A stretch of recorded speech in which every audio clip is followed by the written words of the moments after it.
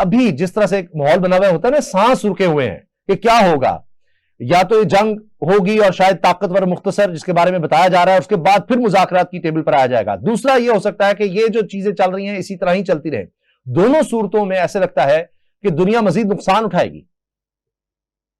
बहुत शुक्रिया उसामा आपका, थैंक यू सो मच। लेकिन मैं आपके इब्तिदाई का बहुत हिस्सा सुन नहीं सकी हूँ, बट आई होप कि आप शायद इस जंगी माहौल की जो ईरान और अमेरिका की इसी हवाले से बात करें। पर करेक्ट, देखिए सिचुएशन जो है बड़ी इंटरेस्टिंग इसलिए भी है बड़े दिनों से, और मेरे साथ ही दोनों जो बड़े मौजूद कुलीग्स भी बैठे हुए हैं, लेकिन ये भी इसको अंडरस्टैंड करते हैं कि हुकूमत बहुत कुछ जो कर रही है वो इस वक्त बताने की पोजीशन में नहीं है, और जो बताया जा रहा है मेरा ख्याल है कि वो उसका सिर्फ 10 या 20% है जो तमाम के तमाम एफर्ट्स हो रहे हैं। यही वजह है कि शायद पाकिस्तानी जर्नलिस्टों को एक स्टेज के ऊपर ये शिकायत भी रही थी कि शायद हमें बहुत कम बताया जा रहा है, लेकिन बैनुल-अक़वामी सतह के ऊपर खबरें आ रही हैं।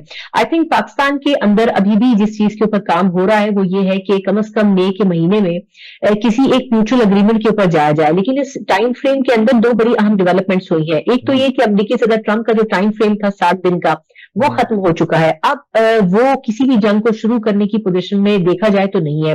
यह अलग बात है कि उनके वजीर जंग ये फरमा रहे हैं कि इससे कोई फर्क नहीं पड़ता अगर वो टाइम फ्रेम खत्म भी हो गया, लेकिन टेक्निकली और आईनी तौर पर अब वो कानून उनको इजाजत नहीं देता, और वो भी पाकिस्तान वाला सिस्टम नहीं है, वहां पर वो अमेरिका का सिस्टम है जहां पर आप कानून से दाएं बाएं नहीं जा सकते हैं। तो अमेरिकी सदर ट्रंप ये चाहते थे कि उस 60 दिन के टाइम फ्रेम के अंदर रहते हुए वो किसी अग्रीमेंट के ऊपर आ जाए। लेकिन बड़े अदब के साथ हमें ये चीज भी अब कहनी पड़ेगी कि ईरान की तरफ से भी बड़ा स्मार्टली प्ले किया गया।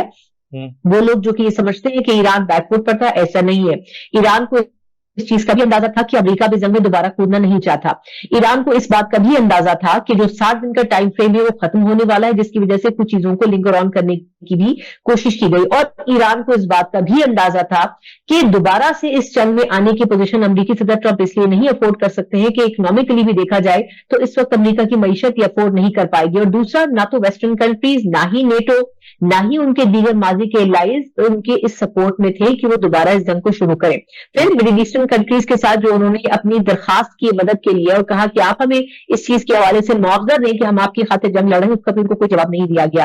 तो उन तमाम चीजों से वो इस नतीजे पर पहुंचे कि वो इस जंग में अकेले ही इजराइल के साथ खड़े थे। तो इसलिए बहुत सारे फैसलों पर उनको पछतावा हुआ। लेकिन जो सबसे बड़ा पछतावा है वो ये था कि जो ईरान के हवाले से कैलकुलेट किया गया वो बड़ा एक मिसअंडरस्टैंडिंग थी जो कि इजराइल की तरफ से उनको फीड किया गया कि इस ईरान को आप 2-4 दिनों की बात है और इसमें आप इनको चारों शानी चित कर देंगे, वो भी नहीं हो सका। तो मेरा ख्याल ये है कि इन तमाम चीजों को मद्देनजर रखा जाए तो अमेरिकी सदर ट्रंप के लिए भी वापसी का कोई रास्ता नहीं था। और लास्ट पॉइंट मैं सिर्फ ऐड करना चाहूंगी कि इशू सिर्फ ये है कि ईरान अब कुछ चीजों के ऊपर मामला जो है वो अपने सेटल करवाना चाहता है।